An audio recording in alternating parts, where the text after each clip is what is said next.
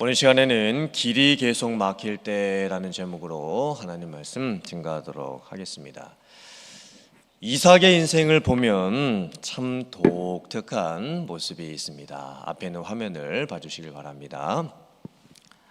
부엘라 헤로이에서 이삭이 살고 있었는데 이 땅에 가뭄이 들게 됩니다.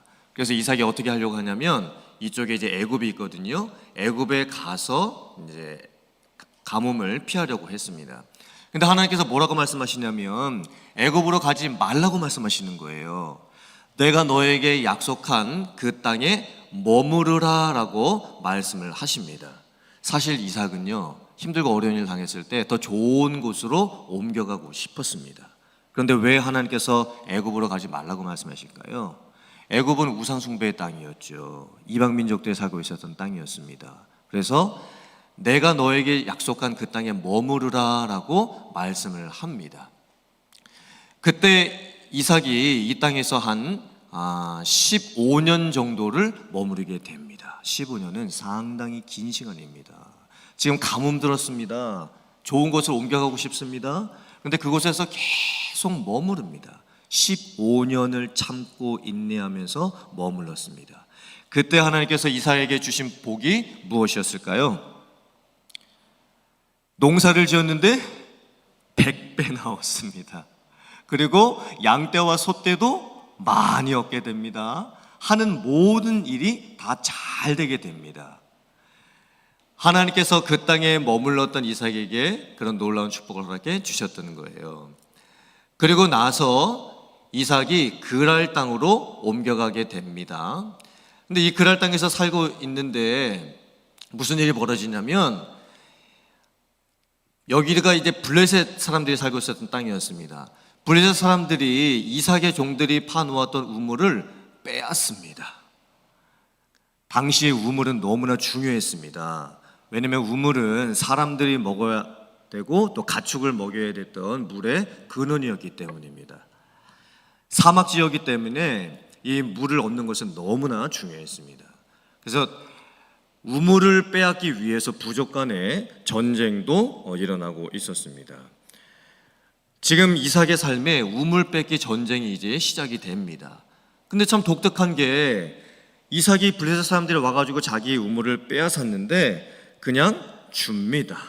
그리고 아무 말 없이 다른 곳으로 가서 또 우물을 팝니다. 그것이 바로 에색이었습니다. 그런데 블레셋 사람들이 또 찾아와가지고 이삭의 종들이 파놓았던 우물을 빼앗아 버립니다. 그 에색이라고 하는 우물의 뜻이 뭐냐면 강탈, 억울하게 빼앗기다라는 뜻입니다. 그런데 참 놀랍게도 그때도 이삭이 보복을 하지를 않습니다. 그리고 싸우지도 않습니다. 그냥 우물을 내어줍니다. 그리고 다른 곳에 가서 또 우물을 팝니다. 그곳의 이름은 신나였습니다. 그런데 그 또 판 우물을 블레셋 사람들이 와가지고 또 빼앗습니다. 그런데 그때도 이삭이 그냥 우물을 내어줍니다. 싸우지 않습니다. 분쟁하지 않습니다. 그리고는 그곳 이름을 신나라고 지었는데 신나의 뜻이 무엇이냐면 원수, 대적이라는 뜻입니다. 이 단어에서 사탄이라고 하는 단어가 유래가 되었습니다. 이삭이 얼마나 원통하겠습니까? 얼마나 분하겠습니까? 그런데 이삭은 그냥 우물을 다른 사람에게 내어줍니다. 그리고 다른 곳에 가서 우물을 또 팝니다.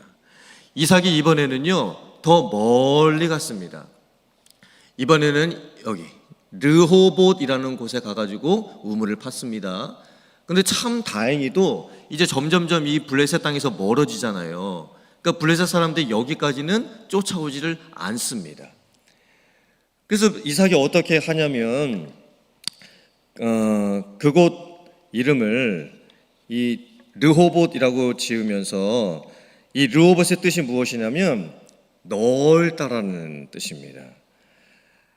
이제는 넓은 지역에 왔고 더 이상 블레셋 사람들이 쫓아오지 않을 지역까지 왔고 이삭의 입장에서는 그냥 이 르호봇에서 그냥 잘 살 수 있었습니다.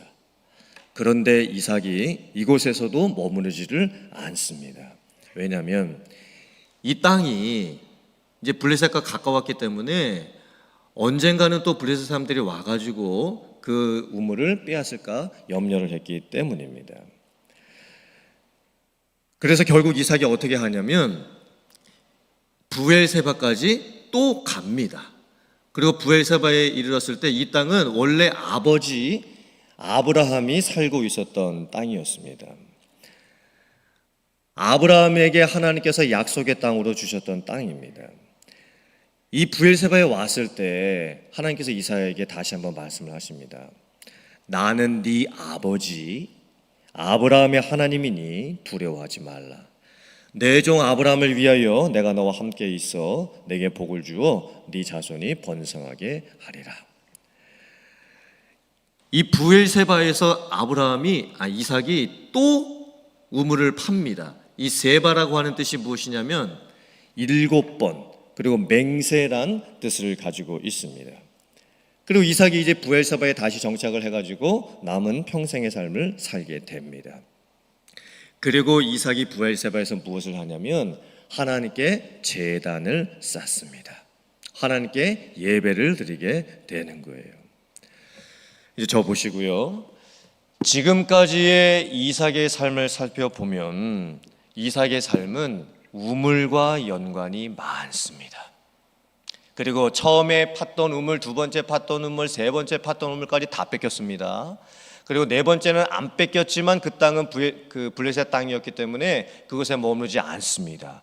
그리고 예전에 다시 아버지 아브라함이 살았던 부엘세바까지 와서 거기에서 또 우물을 팝니다.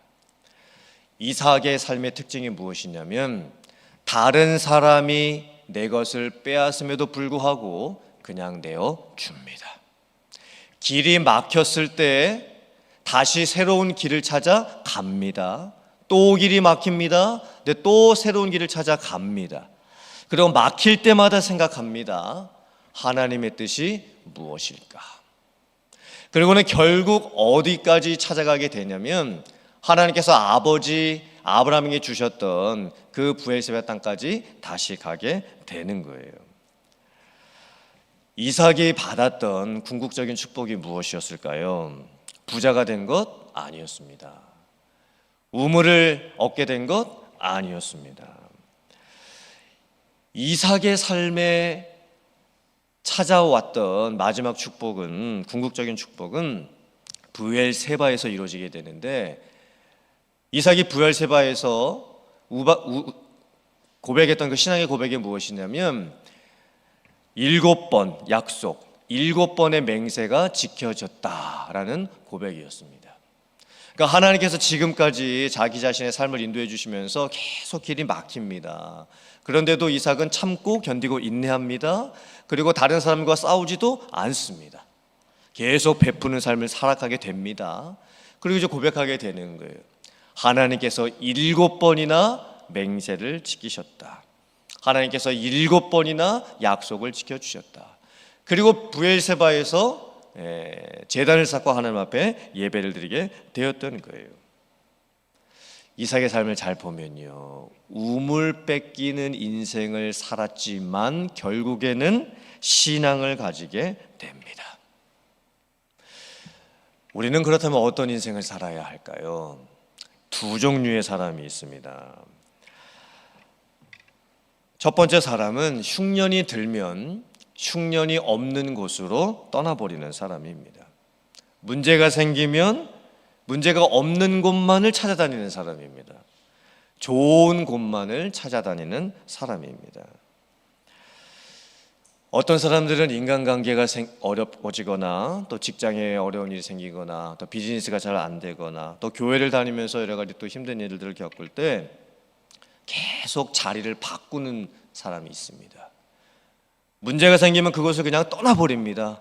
문제가 없는 곳을 찾아가 버립니다. 그런데 어느 곳 한 군데에도 계속 정착을 하지를 못합니다.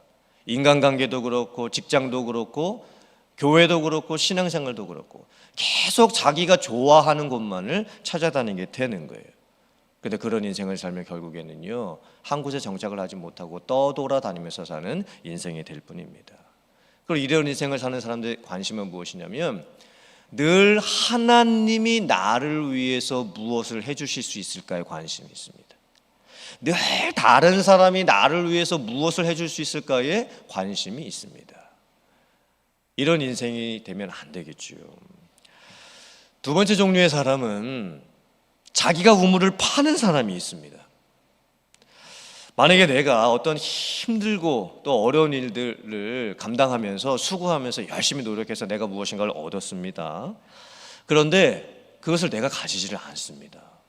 심지어 다른 사람이 와가지고 내 것을 빼앗는데도 불구하고 그냥 내어 줍니다. 그리고 나는 다른 곳에 가서 내가 또 우물을 팝니다. 계속해서 자기의 우물을 파는 사람이 있습니다. 물의 근원을 만드는 사람이죠. 여러분은 어떤 사람인 것 같으십니까? 좋은 곳이 있는 곳만을 찾아다니는 사람? 아니면 내가 있는 곳에 우물을 파서 좋은 곳을 만드는 사람? 여러분은 어떤 사람인 것 같으십니까?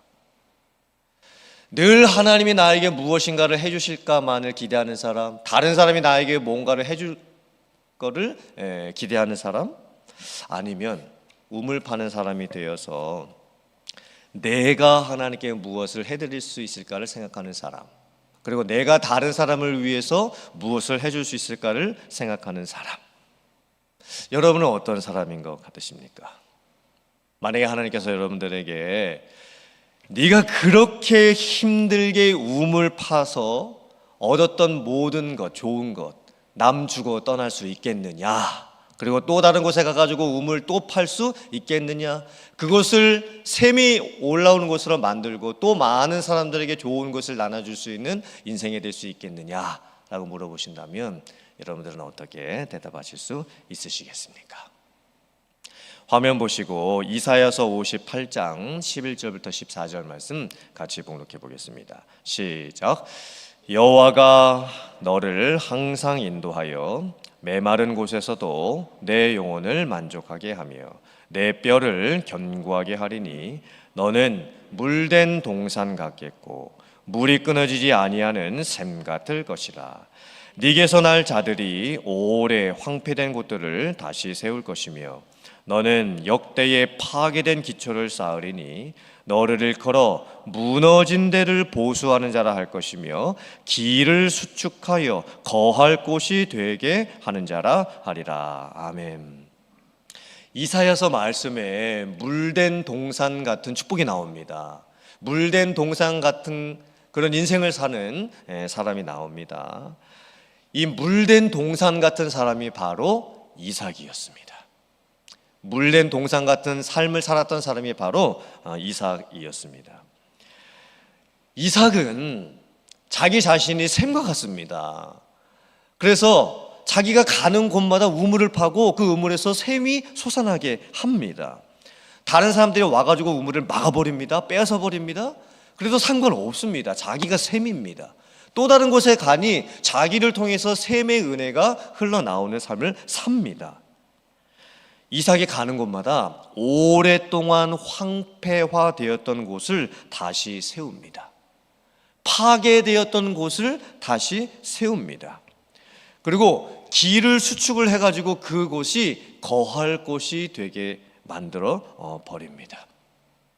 이삭의 삶은요, 무너진 데를 다시 쌓아 올리는 삶이었고, 길이 없던 곳에 길을 만드는 사람이었고, 도무지 살 수 없었던 곳을 살 수 있게 만드는 사람이었습니다.